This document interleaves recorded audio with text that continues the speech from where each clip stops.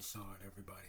I finally saw Scream 7. So badly wanted to love this movie. So badly. It was my most anticipated horror movie of this year. And it is such a shame that I walked out with such extreme disappointment and somewhat almost negativity to this movie. First of all, though, let's get into the positives, shall we? Because there are some positives with this movie. Neve Campbell, once again, shines as Sydney. She has still not missed a beat, and I thought that Isabella May, who played her daughter in the movie, Tatum, she did a really good job, and their whole mother-daughter dynamic throughout the movie, arguably the strongest part of the movie, and how it kind of commentates a little bit on the fact of, like, oh, how does it feel exactly to be Sydney's daughter? And I thought that all of that stuff was really good and really well handled. I will admit, Kevin Williamson, as a director, did do a really good job with some of the cinematography, like very much shooting Ghostface like an actual ghost, kind of like Michael in a way, to where you'll briefly see the white part of Ghostface's mask come up in the white lights, and I thought that was really cool. Well, and then he descends back to the shadows. All of that was really well done. Ghostface himself, this is one of the most vicious and one of the most just brutal versions of Ghostface that we have gotten in this franchise. The kills are really bloody and really gory. Some of the most brutal in this franchise. Like the one with the beer bottle, that kill, I definitely haven't seen something like that been done before in a horror movie, so I thought that kill was arguably the best kill in the movie. And finally, something creative. Because, yeah, Scream is not really well known for its kills. All it is mostly just Ghostface stab, stab, stab, stab, stab over and over and over. So to see a kill like that to where it's like, oh, okay, you're finally getting creative. I like that. Give me more. Give me more. There wasn't really anything that I was mixed on. I thought the actor that played Sydney's husband, Mark, he did a really good job in the movie. Although there is one flaw with this character that I'll touch upon in the negatives, he still did a really good job as an actor. The actor that played Mark. However, moving on to the negatives. Gail was barely utilized in this movie. At this point, it seems like the actress Courtney Cox, it literally just feels like, yeah, can you just bring me in for a day or two so I can do this, and it's like nothing really that new that we've seen with Gail before. I mean, yes, she finally gets her Sid interview, which, okay, I mean, if you're a fan of the franchise, that's cool, but then she literally screws off for the rest of the movie, and you're like, what? The twins from 5 and 6, and Chad, they're just there just to give the usual exposition dump rules. By the way, speaking of that, the meta commentary, yes, I know there was that interview a few weeks back that Kevin Williamson said, well, I'm not really going to do the meta commentary in this movie, and don't worry, there is still some meta, but they're literally poking fun at the fact that Sydney wasn't even in Scream 6 because of Neve Campbell's whole pay dispute, and they make fun of the Melissa Barrera firing because she was gonna be in Scream 7, of course, until they changed directions and she got fired. I mean, hell, there's literally a line in this movie where Mindy says, and I quote, well, look at Jamie Lee Curtis, they keep on bringing her back again and again and again, and we're like, yeah, that is true, but again, what does this have to do with the meta commentary? It feels like it's all just about, hey, look everyone, Neve Campbell's back, please love us, please love us, please. Well, the opening itself is definitely one of the stronger openings in this franchise. It doesn't connect with the rest of the movie.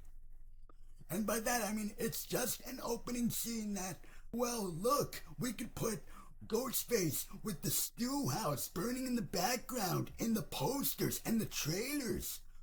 Look. And yet the opening itself serves no purpose in the story. Look at the opening of the original Scream. Drew Barrymore, that opening had a purpose. because she was also part of Sydney's friend group in the original Scream. By the way, this will contain spoilers, so spoiler alert. And yes, I don't even care because I've seen the movie now and not during the weekend that it came out, so spoilers. The idea of them killing a ghost face in the middle of the movie, that is a good idea on paper. But then you go right back to your usual, ooh, who do you think the killer is? Is it this We've done this so many dang times at this point. And yes, I know, almost every single franchise you could say retreads itself at some point. Look at the Fast and Furious movies. And then the ending. Oh my God, the ending. Good God. The worst ending I have ever seen in this franchise.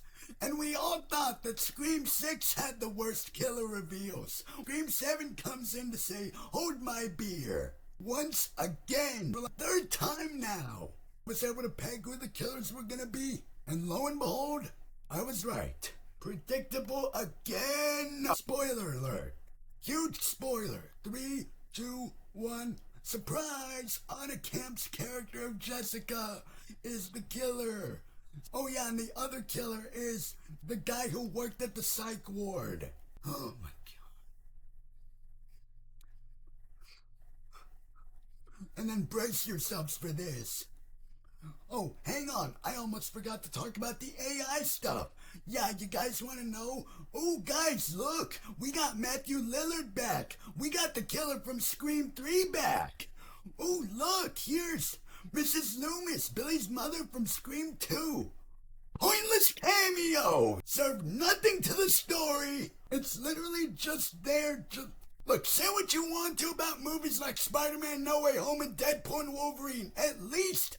there, when Tobey Maguire and Andrew Garfield showed up, they mattered to the story of the movie. Same thing with the villains. When Blade, Gambit, and Elektra showed up in Deadpool and Wolverine, they served a purpose to the story. They weren't just pointless cameos. So at least Marvel knows how to do it right. I can't believe I'm getting this heated over a Scream film.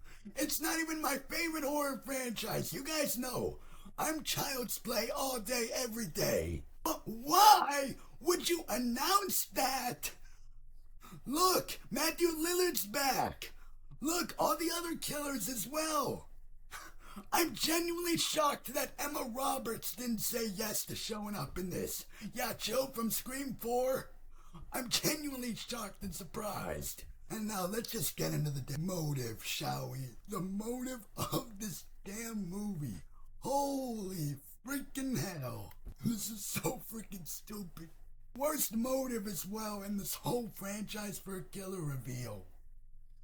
So Anna Camp's character of Jessica reveals that she killed her husband, which, how the heck did she not get caught?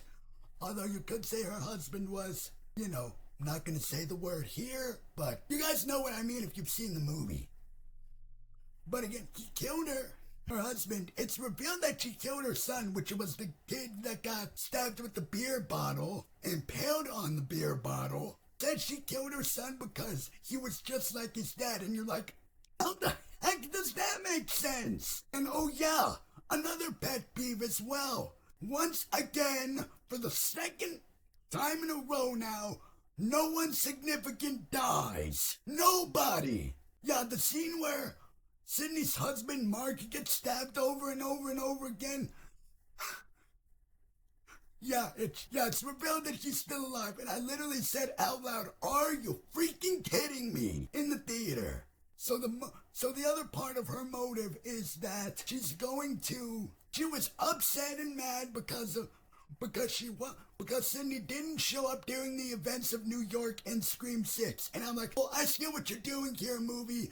You're pointing a finger at F. Campbell's whole pay dispute that happened with Scream 6 and why she didn't show up in Scream 6. Yeah, clever. And that she bought her book from Scream 4. Yeah, she bought and read Sydney's book from Scream 4. And again, you're like, wait, really? You're butthurt that he didn't show up in Scream 6, and so that's why you can't. God.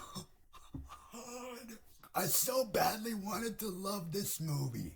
So badly. It was my most anticipated horror movie of this year, and I walk out, yes, disappointed and a little bit pissed. Or I should say a lot of bit pissed. It's mainly with that ending and predictable killer reveals again. Again, despite that little rant, yes, it is still nowhere as bad as movies like Jason Takes Manhattan or Freddy's Dead: The Final Nightmare or Seed of Chucky.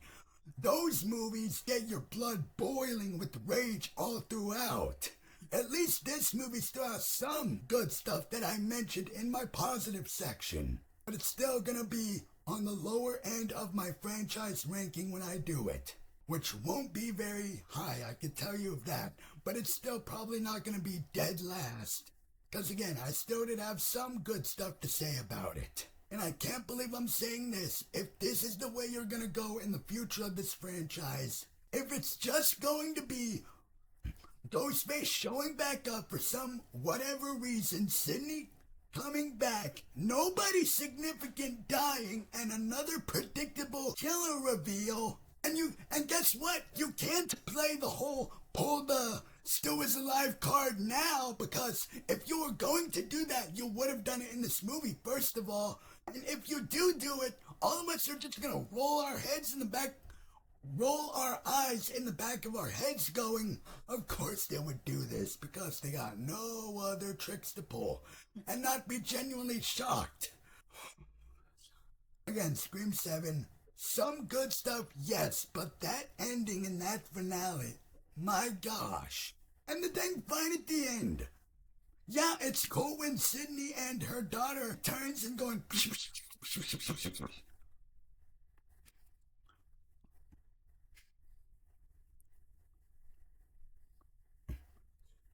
to kill off Anna Camp's character. Yeah, that's cool. But then even the fight at the ending was just, it wasn't even a big gigantic fight at the end. You look back at the previous Scream movies, heck, the fight scene in the house, in Sydney's house with Ghostface, and the scene where they're hiding in the walls, that is a bigger scale fight than the actual finale that we got. And that scene was in the middle of the movie. All in all though, if I had to give this movie a rating, I would say 6 out of 10. Again, not the worst. And again, not as bad as other movies in other horror franchises to where the whole thing sucked. At least this still did have positives.